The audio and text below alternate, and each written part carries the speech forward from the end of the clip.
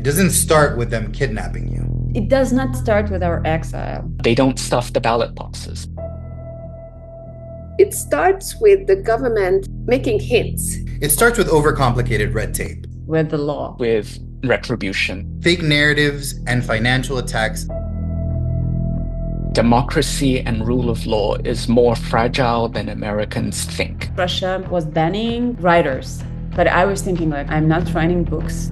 Then it was banning teachers. And I thought, okay, I'm not a teacher. This is the big mistake, because of course it came to me.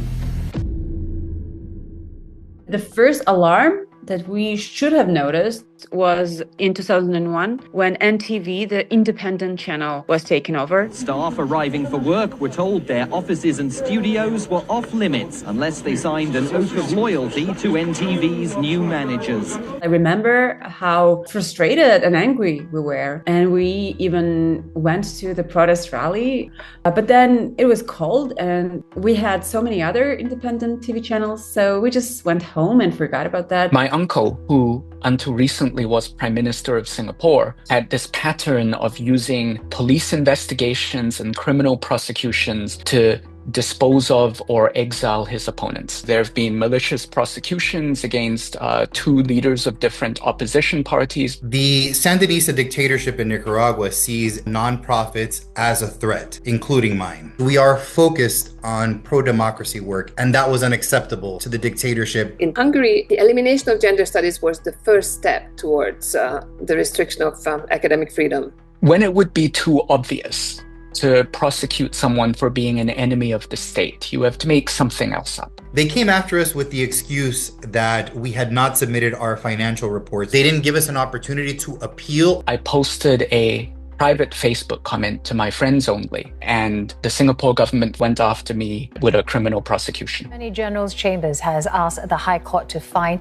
Lee Sheng-wu at least $15,000. The steps were gradual, and every one of them was unbelievable for me. Looking back, it had been obvious that the government had been going in this direction.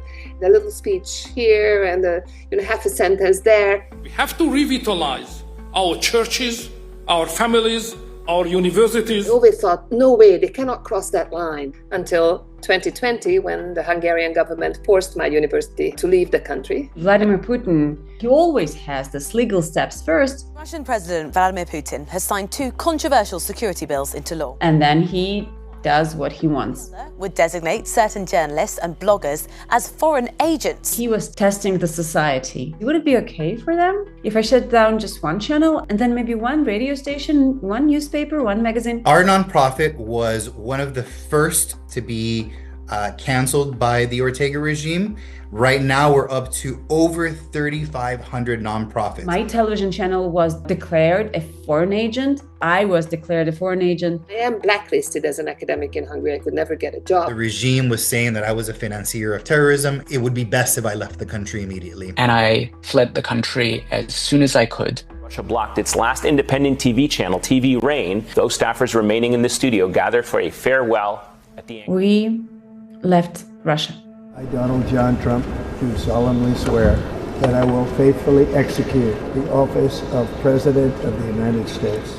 If you're used to living in a democratic society, you don't expect that a government could just go ahead and close a university. I will fire the radical left accreditors that have allowed our colleges to become dominated by Marxist maniacs and lunatics. Right now, there is no independent media outlets in Russia, no freedom of speech. ABC, they're the most dishonest, in my opinion, the most dishonest news organization. My uncle had taken his own personal lawyer and made that lawyer Attorney General. President-elect Trump's new pick for Attorney General, Pam Bondi. She was also on Trump's legal team during his first impeachment trial. I call my Attorney General, I say, listen, indict him. Well, he hasn't done anything wrong that we know of. I don't know. Indict him on income tax evasion. You'll figure it out. I wish that I would have paid more attention to those flashes of authoritarianism. We ignored it because the economy was going really, really well. I should have known. I'm a sociologist. And I blame myself. You want to think it's not happening because otherwise you might have to do something. Take your finances out of the country. Try not to have a physical office space. They will seize all of your assets. It is better